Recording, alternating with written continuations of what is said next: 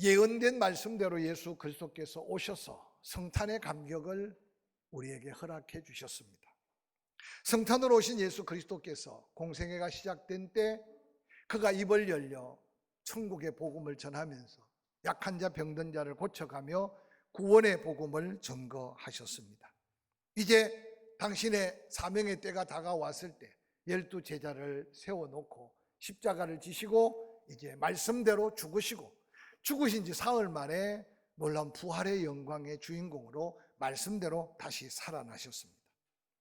예수 그리스도의 부활을 목격했던 제자들은 성령에 사로잡혀 성령 충만함을 받아 땅끝까지 복음 전할 사명자로 거듭 세워져 가며 그들을 통해 예수 그리스도의 사역들을 기록한 말씀이 마태, 마가, 누가, 요한복음이라고 한 사복음서를 남겨주셨습니다. 특별히 사복음서 가운데 요한복음을 기록한 사도 요한은 예수 그리스도께서 살아있을 동안 행했던 그 표적들, 기적들, 이적들을 다 기록할 수 없다고 말합니다. 그래서 요한복음 21장 25절에 그것을 다 기록하면 담아둘 수 있는 책이 부족하다. 그래서 그 중에 우리에게 꼭 은혜가 되고 또한 구원받아야 될 영혼들을 향해 귀한 말씀들을 기록했노라고 증거하고 있습니다. 특별히 사도 요한이 요한복음을 기록한 목적은 예수 그리스도가 하나님의 아들, 그들이 기다렸던 메시아 그리스도이심을 믿게 하고 또한 그 아들 예수의 이름을 영접하고 믿는 자 구원을 받아 영원한 생명을 가졌다는 것을 확신시키며 알게 하기 위해서 이 복음을 기록했다라고 증거하고 있습니다. 그래서 성경 전체의 기록 목적이지만 이 요한복음에는 예수님의 출생이나 어떤 육신적인 삶의 어떤 흔적들은 기록되어 있지 않고 처음 1절을 열자마자 하나님과 동등한 예수 그리스도를 증거하면서 그 예수 영접하면 구원을 받고 하나님이 보내신 그 예수 믿으면 영원한 생명을 얻는 이 놀라운 영적 특별한 믿음의 역사를 기록하고 있습니다. 특별히 오늘 함께 읽었던 본문 속에서는 부활하신 예수 그리스도를 만난 제자들의 모습을 소개하면서 그 가운데 의심 많은 도마라는 별명을 가졌던 도마의 기록을 통해 오늘을 사는 우리가 이 고난의 때를 극복하고 다시 오실 주님 앞에 설 때 우리의 믿음이 과연 나 자신뿐만 아니라 하나님 앞에 주변 세상 사람들 앞에 인정받을 만한 하나님의 사람으로서의 믿음을 어떻게 간직하고 그 믿음을 가지고 이 세상을 살아가야 할까? 도마의 어리석고 미련한 실패담을 통해 우리에게 경고하는 메시지를 통해서 이 한 주간 다시 한번 믿음을 돌아보고 새롭게 단장하는 저와 여러분이 될 수 있기를 주의 이름으로 간절히 축원합니다. 오늘 본문의 주인공 도마는 갈릴리 출신입니다. 요한복음 21장 2절에 보니까 그 도마의 이름을 소개하는데 시몬 베드로와 디도모라 하는 도마라고 기록합니다. 사도 요한은 이 도마의 이름을 두 가지로 설명하고 있지는 않는 듯합니다. 왜냐하면 여기 기록된 도마라는 이름은 당시 갈릴리 지역에서 아주 흔하게 사용되었던 아람어입니다. 그래서 시몬 베드로의 이름을 게바라고 부를 때도 예수님이 아주 어리석고 미련해도 알아들을 수 있는 그 아람어로 시몬 베드로의 이름을 게바라고 불러준 것과 마찬가지입니다. 그런데 디도모라는 이름은 당시에 헬라식 표기식 이름입니다. 그러니까 한 이름인데 아람어로는 도마고 또한 헬라어로는 디두모라는 이 이름을 가진 도마를 오늘 본문은 소개합니다. 그런데 이 디두모라는 이 도마 그 이름의 뜻은 쌍둥이라는 이름의 뜻을 가지고 있답니다. 그래서 그 이름 뜻 때문에 육신적으로 쌍둥이가 아닌가라고 추측하는데 뭐 그렇게 중요하지 않기 때문에 성경에 도마가 쌍둥이다라는 표현은 없습니다. 근데 도마를 깊이 연구한 많은 사람들이 볼 때 이 쌍둥이들만이 가지고 있는 좀 독특한 성품, 독특한 성격이 그의 도마의 어떤 삶에서 빼어나온 모습들을 성경은 기록하고 있다고 이야기들 합니다. 이 도마라는 이름은 사복음서에 12제자의 이름이 나올 때 마태, 마가, 누가복음에는 다 도마가 한 번도 빠짐없이 12제자의 이름 속에 나옵니다. 그런데 마가, 누가, 마태복음에는 도마라는 이름만 나오지 도마에 대한 어떤 설명이 없습니다. 근데 놀랍게도 이 요한복음에는 도마에 대한 이야기가 다른 성경에 기록되지 않는 이야기로 등장하는데, 그 이야기 속에는 도마의 어떤 성품이나 도마의 어떤 인간됨이나 도마의 영적인 모습을 적나라하게 보여가면서 오늘 우리가 읽었던 마지막 부활하신 예수님 앞에 의심하다가 그 예수 앞에 신앙을 고백하며 많은 당시 사람들에게도 도전이 되었지만 오늘 우리들에게도 결론적인 이야기로 보고 믿는 자보다 보지 않고 믿는 자가 더 복이 있다고 말씀하시면서 복음이 온 세상에 펼쳐질 때 그 믿음의 놀라운 역사를 예수님이 직접 선포한 말씀의 주인공이 바로 그 도마였다는 사실입니다. 오늘 저는 이 요한복음의 사도 요한이 특별히 도마에 대해서 말씀한 말씀들을 한 절 한 절 살펴가면서 그 말씀이 우리에게 주는 다시 한번 새로운 도전의 말씀이 무언가를 느껴가면서 코로나19로 육신도 지치고 또 여러 가지 영적으로 힘이 든 이 시대에 우리의 믿음만큼은 변질되지 않고 더욱더 뜨거운 믿음으로 하나님의 기쁨이 되고 하나님의 뜻을 이루어가는 저와 여러분이 될 수 있기를 주의 이름으로 간절히 축원합니다. 특별히 가장 먼저 등장하고 있는 도마의 소개는 요한복음 11장 9절부터 16절에 기록된 말씀입니다. 예수님께서 이제 베다니 나사로 집을 찾아가 죽은 나사로를 살리는 장면이 소개되고 있습니다. 그러면서 11절에 이 말씀을 하신 후에 이르되 우리 친구 나사로가 잠들었도다. 그러나 내가 깨우러 가노라 라고 말할 때 그와 동행했던 제자들이 말합니다. 잠들었으면 낫겠습니다. 이 말은 다른 말로 말하면 잠든 게 아니라 지금 나사로가 긴급하게 사람이 와서 예수님 오셔서 좀 나사로를 살려달라는 마르다와 마리아의 간곡한 부탁과 그때 아마 들었던 나사로의 정상을 볼 때 지금쯤은 나사로가 분명히 죽었을 텐데 예수님은 지금 잠든 나사로를 깨우러 간다고 하니 제자들이 투명하게 내뱉는 말이 뭐냐? 차라리 잠들어 있으면 나을 텐데 아니 죽었습니다. 예수님은 그것도 모릅니까? 라고 하는 뉘앙스입니다. 예수님은 그 제자들의 마음을 헤아리시고 죽음을 가르쳐서 잠들었다고 했는데 그들이 잠들어 쉬는 줄 생각한 줄 잘못 생각하고 있는 제자들에게 다시 밝히 말합니다. 13절에 나사로가 죽었느니라. 내가 거기 있지 아니한 것은 너희를 위하여 기뻐하노니 이는 너희로 믿게 하려 함이라. 그러나 그에게로 가자 하니 16절 함께 읽어볼까요? 시작. 디두모라고 하는 도마가 다른 제자들에게 말하되 우리도 주와 함께 죽으러 가자 하니라 라고 기록합니다. 이 말을 아마 요한은 마음속에 담겨 있었고 성령의 감동으로 요한복음을 기록할 때 이 부활의 놀라운 사건 이전에 이 디두모의 그 믿음을 좀 더 우리에게 보여주고 싶은 마음이 아닌가 싶습니다. 오늘 이 나사로의 죽음 부활 사건을 이해하기 전에 이 본문을 이해하려면 본문 속에 그냥 나사로가 죽었다, 예수님이 가서 살렸다 그러면 끝날 텐데 요한복음 11장을 펼쳐보면 꽤 긴 말씀을 쓰고 있습니다. 그것은 바로 나사로의 죽음을 통해 오늘 그 배경에 역사한 많은 인물을 통해 우리에게 도전하는 하나님의 귀한 교훈의 말씀이 담겨 있어요.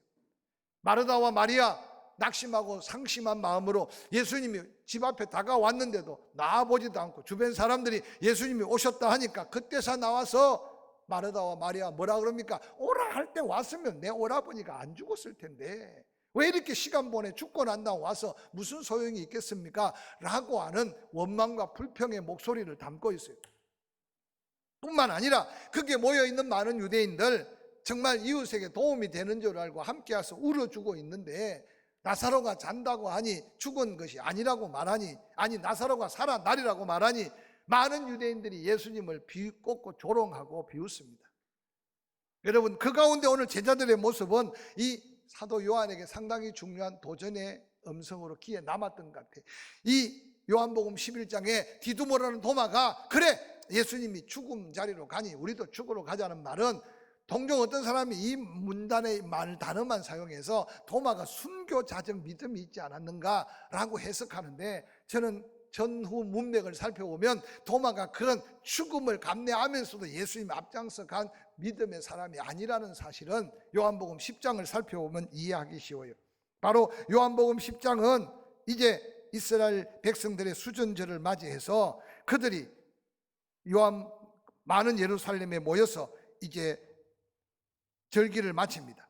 그리고 예루살렘 성전 앞에 솔로몬 행각에 많은 사람들이 모여 있는데 예수님이 그들에게 하나님과 당신이 동일한 하나님인 걸 증거할 때 얼마나 많은 유대인들이 분노했던지 손에 돌들을 쥐고 와서 예수님에게 돌을 막 던지려고 할 때 예수님은 그 무리들 속에 빠져나와 이제 베다니로 향해 가는 걸음을 소개하고 있습니다. 제자들은 아마 그 옆에서 분노한 유대인들의 그 손에 쥔 돌들에 맞아 죽을 뻔했던 기억을 잠시 잊기도 전에 다시 예루살렘에서 그리 멀지 않는 베다니에 죽은 나사로를 살리러 가자고 하니 제자들의 영적인 상태가 예수님이 가시면 병들어도 고침받고 죽어도 살아날 수 있어 할렐루야 갑시다가 아니라 여기서 죽을 뻔했는데 또 거기도 또 죽을 뻔할 텐데 가보자 라고 하는 원망 섞인 육신의 고백을 지금 도마가 그 입으로 독백처럼 터뜨린 것을 요한이 기록하고 있습니다. 저는 오늘 이 말씀을 바라보면서 사도 바울이 어느 날 변화받고 난 다음 로마서 8장에 이런 고백을 남긴 것을 함께 생각하면서 우리의 영적인 모습을 살펴봤으면 좋겠어요. 육신을 따르지 않고 그 영을 따라 행하는 우리에게 율법의 요구가 이루어지게 하려 하심이니라. 8장 5절 육신을 따르는 자는 육신의 일을, 영을 따르는 자는 영의 일을 생각하나니 육신의 생각은 사망이요 영의 생각은 생명과 평안이라. 육신의 생각은 하나님과 원수가 되나니 이는 하나님의 법에 굴복하지 아니할 뿐 아니라 할 수도 없습니다. 육신에 있는 자들은 하나님을 기쁘시게 할 수 없느니라 라고 기록하고 있습니다. 오늘 이 요한복음 11장에 기록된 이 도마의 주와 함께 죽으러 가자는 맹목적인 육신의 이 단식 어린 말은 때때로 예수 믿고 구원받아 믿음 있고 믿음으로 천국 가는 확신이 있지만 우리의 삶 속에 이 육신의 한계 속에서 넘나들면서 사도 바울이 고백한 것처럼 내가 선을 행하려고 했는데도 뒤돌아보면 악을 행했다. 그래서 내 속에 옛 사람과 새 사람이 끊임없이 다투고 있다. 오라 권고한 나의 심령에서 나를 온전히 구별하여 구원해 줄 사람이 누구냐라고 말하면서 사도 바울은 이미 새로운 피조물이 되고 구원받은 하나님의 사람이지만 육에 속한 삶을 살면서 내가 날마다 성령의 능력에 의지하고 죽지 않으면 내가 새롭게 살 수 없다는 고백을 남기고 있지 않습니까? 오늘 이 도마가 외치는 주와 함께 죽으러 가자는 말은 육신의 생각과 육신의 마음의 말이 그의 입으로 튀어나와 그의 삶에 엄청난 영향력을 미쳤던 영적인 부끄러운 모습을 성경은 기록하여 담고 있습니다. 사랑하는 성도 여러분, 토마스 왓슨이라는 사람은 불평은 사람으로 하여금 자기 소유를 마음껏 누리지 못하게 만들며 실패로 이어가게 한다. 그래서 한두 방울의 식초가 포도주 전체를 시게 하고 또한 우리의 인생의 괴로움은 그래야 문제가 아니라 스스로 만족하지 못하면서 오는데 배를 침몰시키는 물은 배 밖에 있는 수많은 물이 아니라 조그마한 틈새로 새어 들어오는 배 안에 물이 엄청난 배를 침몰시킨다고 말합니다. 그러면서 인생의 행불황은 환경이나 어떤 주변의 여건이 아니라 내 마음속에 자족하느냐 자족하지 못하느냐, 아니 불만이 가득한 심령은 행복할 수 없고 성공적인 삶을 살 수 없다고 도전하고 있습니다. 그러면서 인생의 불만을 품고 사는 사람은 하나님 앞에도 그런 불평을 한답니다. 내가 하나님 앞에 하는 일은 너무 많은데 하나님이 나를 도와주는 건 너무 없지 않느냐고 불평까지 한다고 합니다. 사랑하는 성도 여러분, 우리는 지금 이 코로나19를 당하면서 그때 한창 코로나19가 발발할 때는 많은 정부를 향해서도 원망거리가 많고 주변을 향해서 사람만 보면 무섭고 그래서 그 코로나가 금방 나에게 와서 우리 집안, 우리 주변이 다 쑥대밭이 될 것 같았어요. 시간이 좀 지나고 나니까 어떻든 하나님의 은혜로 하나님께서 이 나라는 다른 나라와 다르게 손볼 때 손보고 고칠 거 고치고 할렐루야. 그러고는 이제 우리는 한꺼풀 지나간 줄 알았는데 주변 나라가 더 난리 버거지를 피우니까 감사거리가 계속 더해지는 거예요. 사랑하는 성도 여러분, 저는 이번 코로나를 통해 우리 개인뿐만 아니라 교회 공동체, 특별히 나라 민족이 하나님 앞에 새로운 어떤 관점으로 우리가 고백해야 될 믿음의 감사가 더 넘쳐야 될 때 우리가 이 고난의 터널을 빠져나가고 있다는 사실을 믿으시기를 주의 이름으로 간절히 축원합니다. 한때 미국과 전 세계 베스트셀러가 되었던 조엘 오스틴 목사가 긍정의 힘이라는 책 한 권으로 많은 사람에게 사랑을 받았어요. 그는 그 책에서 말의 위력, 생각의 위력이 얼마나 크냐라고 말하면서 생각과 말로 세상을 바꿀 수 있다, 그렇게 그런 글을 쓰고 설교했어요. 뿐만 아니라 말은 자신을 향한 예언이 될 수 있고, 우리의 연약한 입술에 하나님의 말씀을 담는 순간 하나님의 기적이 일어나는 기적의 도구가 될 수 있다고 그는 말합니다. 오늘 도마가 내뱉은 말과 오늘 이 긍정의 힘 책에서 조엘 오스틴 목사가 선포하는 말 사이에 우리는 어떤 부류의 말을 하고 어떤 생각을 하고 사는가, 우리의 믿음의 바탕 위에 말과 생각을 다시 한번 정리해 가면서 하나님의 놀라운 은혜 안에서의 소외감이 없는 하나님의 믿음에 승리하는 삶을 도전하는 저와 여러분이 될 수 있기를 주의 이름으로 간절히 축원합니다. 육의 생각에 사로잡혀 얼마나 많은 영적인 하나님의 역사 앞에 내 스스로 은혜와 축복의 자리를 놓치고 살았는지 한번 생각해 보시기 바랍니다. 도마가 말한 대로 주와 함께 죽으러 가자고 한 베다니 그 길은 우리 주님의 생각과 전혀 다른 도마의 표현이었습니다. 예수님은 며칠째 머무르면서 나사로가 죽고 난 다음 살림으로 예수 부활에 대한 예언적 메시지도 되지만 그 본문에 그렇게 사도 요한은 기록하고 있어요. 너희로 하여금 믿게 하기 위해서 이 나사로가 죽었다 살아나는 게 나에게 기쁨이 아니라 너희에게 기쁨이 되기를 원한다고 예수님은 말씀하셨어요. 근데 예수님의 그 마음을 전혀 알지 못했던 도마, 그는 말하기를 주와 함께 죽으러 가자고 외쳤습니다. 여러분, 그런데 도마가 그곳에 죽은 게 아니라 도마는 나중에 사명 다 하다가 순교자적 믿음의 자리에 섰던 흔적들을 바라본다면 우리의 작은 실수와 허물들이 다시 한번 믿음의 자리로 옮겨가면 하나님의 역사는 더 완전한 역사로 이루어진다는 사실을 믿으시기를 주의 이름으로 간절히 축원합니다. 뿐만 아니라 두 번째 등장하는 이 도마에 대한 이야기는 요한복음 14장 4절 5절 6절에 기록됩니다. 내가 어디로 가는지 그 길을 너희가 알리라. 도마가 말합니다. 주여, 주께서 어디로 가는지 우리가 알지 못하거늘 그 길을 어찌 알겠사옵나이까. 예수께서 이르시되 내가 곧 길이요 진리요 생명이니 나로 말미암지 않고는 아버지께로 올 자가 없다고 말합니다. 오늘 이 본문의 말씀이 기록된 것은 예수 그리스도께서 이제 고난의 때가 얼마 남지 않고 십자가에 달려 죽으시며 부활해야 될 주님의 마지막 사명의 때가 얼마 남지 않아서 다락방에 그 제자들을 모아놓고 다락방 강화라고 하는 아주 중요한 말씀들을 선포하고 있는 중입니다. 그래서 요한복음 13장부터 16장에 이 다락방 강화의 말씀을 하시는데, 이 말씀 속에 너희가 다 나를 떠날 것이다 라고 말할 때 우리가 너무나지 않은 베드로가 그냥 당당하게 서서 말하기를 여기 있는 제자들이 다 주를 버리고 떠날지라도 나는 죽기까지 주님을 따를 겁니다 라고 호언장담했던 것도 이 다락방 강화 속에 예수님이 이제 곧 떠나고 십자가에 달려 죽으심에 대한 이야기를 할 때 베드로의 잘못된 고백의 모습이었습니다. 이런 마지막 다락방 강화를 듣던 때 제자들이 너무 마음이 두려워했습니다. 너무 마음의 염려가 가득했습니다. 그래서 예수님이 그 제자들을 위로했던 말씀이 요한복음 14장 말씀입니다. 은혜가 되는 말씀이에요. 우리가 너무 잘 알고 있는 말씀, 요한복음 14장 1절 이하에 이렇게 기록하고 있어요. 너희는 마음에 근심하지 말라. 하나님을 믿으니 또 나를 믿어라. 내 아버지 집에 거할 곳이 많다. 그렇지 않으면 너희에게 일렀으리라. 내가 너희를 위하여 거처를 예비하러 가느니 가서 너희를 위하여 거처를 예비하면 나 있는 곳에 너희도 있게 하리라. 내가 어디를 가는지 너희가 그 길을 안다. 예수님의 마음이에요. 나를 따라오면 된다.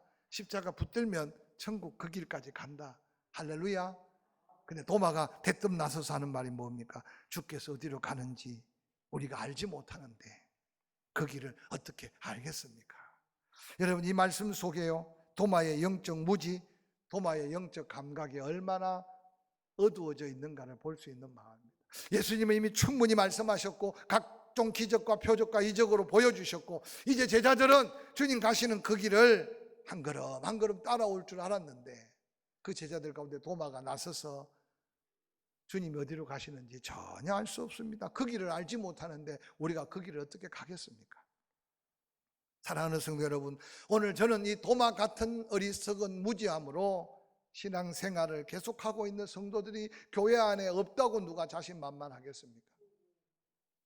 오늘 이 세상을 살아가면서 끊임없이 우리에게 다가오는 세상 것에는 민감한데 하나님의 마음, 하나님의 뜻, 하나님의 사명 앞에는 자꾸만 더 어두워져 가고 우둔해져 가서 어느 날 내가 하나님의 사명자로서의 삶이 아니라 세상에 믿지 않는 사람과 다를 바가 하나도 없는 그런 이름만 가진 그리스도인의 모습이 오늘 도마의 이 고백 속에서 발견할 수 있는 우리의 또 다른 모습임을 한번 생각해 가면서 하나님 앞에 우리가 바로 믿음의 고백과 믿음의 길을 찾아가야 할 줄로 확실히 믿습니다. 마지막으로 오늘 읽었던 본문 속에 요한복음 20장, 예수님이 부활하셨습니다. 안식 후 첫날 부활하신 예수님이 예루살렘에 두려워 문을 꽁꽁 걸어 잠그고 있는 제자들에게 나타났습니다. 너희에게 평강이 있으라. 제자들이 주를 보고 기뻐합니다. 제자들에게 사명을 줍니다. 하나님이 나를 보낸 것처럼 나도 너희를 보낸다. 이제 누구 죄든지 너희가 사하면 사함을 받을 거고 너희가 사하지 않으면 사함을 받지 못할 거다. 엄청난 사명을 부여받았습니다. 그리고 예수님은 떠났습니다. 그런데 그 자리에 어디 갔다 왔든지 부활하신 주님을 만난 제자들의 그 자리에 도마가 빠져 있었습니다. 도마가 뒤늦게 와보니까 제자들이 달라 있어요. 얼굴 표정도 달라 있어요. 입에 말도 달라 있어요. 그리고 그들이 말합니다. 부활하신 예수를 만났다고. 도마가 서울 가본 사람하고 안 가본 사람하고 옛날에 싸우면 목소리 큰 안 가본 사람이 이긴다잖아요. 저는 이 말씀을 묵상하다가 도마의 모습이 눈에 훤히 그려졌어요. 성령 충만하고 주의 평강으로 넘치고 부활한 주님을 만나 사명까지 가던 제자들이 이제 그 사명의 감격 속에 있는데 도마가 바라보니까 이거는 제정신이 아니거든요. 그럼 도마가 뭐라고 소리치렀겠어요? 정말 부활하신 예수 맞냐? 맞다는 거예요. 그러면 너희들 중에 손에 못자국에 손가락 넣어 봤냐? 허리에 장자국에 손가락으로 확인해 봤냐? 여러분 도마가 큰 소리 치는 그 순간 그렇게 감격스럽고 뜨거웠던 제자들이 갑자기 사달해졌던 것 같아요. 그리고 도마가 뭐라고 큰 소리 칩니까? 어떻게 정신이 잘 못 차? 정신이라도 차려야지. 헛걸보고 이 난리냐? 나는 그 못자국에 손가락을 넣어보고 나는 그의 허리에 장자국에 손가락을 넣어보지 않고는 믿지 않겠다. 여러분 그 현장에서 도마가 가장 지혜롭고 도마가 가장 똑똑하고 도마의 믿음이 가장 상식적이고 정상적인 믿음으로 생각될 수 있었을 겁니다. 8해 지났으면 내일이 이제 8회째가 됩니다. 부활절 기념을 지면 그 8해가 되었을 때 그 8해가 되기까지 지난 며칠 동안 도마가 얼마나 흥분하고 큰소리치고 은혜 받고 성령 받던 제자들 소방서 역할로 불을 끄고 그들을 얼마나 다잡았겠어요. 다 함께 모였을 때 우리 예수님이 나타나셨어요. 도마야 일로 와라. 도마야 일로 와라. 너 보고 손가락 넣어봐야 믿겠다 그랬냐? 자, 너를 위해 못 박힌 손에 못자국이다. 봐라. 손가락을 넣어봐라. 우리 주님 허리에 옷을 걷어 올리고 허리에 장자국을 보여주시면서 네 손가락으로 집어넣어봐라. 도마가 그때 주님 앞에 무릎을 꿇고 주님 맞네요. 주님은 나의 하나님이십니다. 라고 고백합니다. 저는 이 고백 속에요. 도마가 그 고백이 나올 때까지 주님은 얼마나 오랜 시간 기다렸으며 그 고백으로 주님의 제자의 삶을 살게 하기 위해 주님은 얼마나 많은 사랑으로 도마를 기다렸는가 생각하면서 우리가 부활줄 찬양 한 곡 부르고 부활에 대한 설교 한 번 듣고 예수 부활 내 부활 외친다고 우리가 부활의 신앙으로 하나님 앞에 온전히 설 수 없는 것을 다시 깨달을진데 육신의 입의 말로 우리 주님 마음을 아프게 했던 도마, 영적 무지함으로 주님의 마음과 하나님의 뜻을 거스렸던 도마, 뿐만 아니라 부활한 그 자리에 은혜 입은 제자들까지 그가 의심했던 그 믿음으로 예수 부활을 도리어 그가 부인했던 도마. 그런데 그가 부활하신 예수님을 만나며 그 손가락을 그의 못자국에 넣어보고 그 손가락을 그의 창자국에 넣어보고 그러고 고백했던 그 고백이 얼마나 오랜 고백이며 기다렸던 고백이며 우리 주님의 사랑을 통해 낳은 고백이었습니다. 저는 부활절을 한 주간 보내고 삭막한 세상 속에서 또 코로나와 싸워야 하며 주변 세상과 싸워야 하며 경제적인 난국을 함께 헤쳐가면서 이 믿음의 고백만이라도 우리 입술에 확실한 고백으로 고백하고 믿음 안에서 하나님의 은혜를 구하는 저와 여러분이 될 수 있기를 주의 이름으로 간절히 축원합니다. 믿음의 구전들을 통해 도마는 부정적인 사고, 영적 무지, 그리고 믿음을 송두리째 앗아갈 만한 의심을 뿌리 뽑는 그 순간 이 고백의 자리에서부터 믿음은 도마를 새로운 사로 바꾸어 놓았습니다. 그래서 멀리 인도까지 가서 도마가 순교하면서 마지막 그의 믿음을 지켰던 도마의 이야기는 후손들에게 후세대에 얼마나 많은 도전의 메시지가 되는지 모릅니다. 이 한 주간 하루하루를 살아가면서 하루하루 그런 믿음의 고백, 하루하루 삶의 자리에 하나님의 놀라운 은혜의 증거가 있는 그런 산 믿음으로 하나님 앞에 우리의 믿음을 드러내는 한 주간 되기를 주의 이름으로 간절히 축원합니다. 생명의 말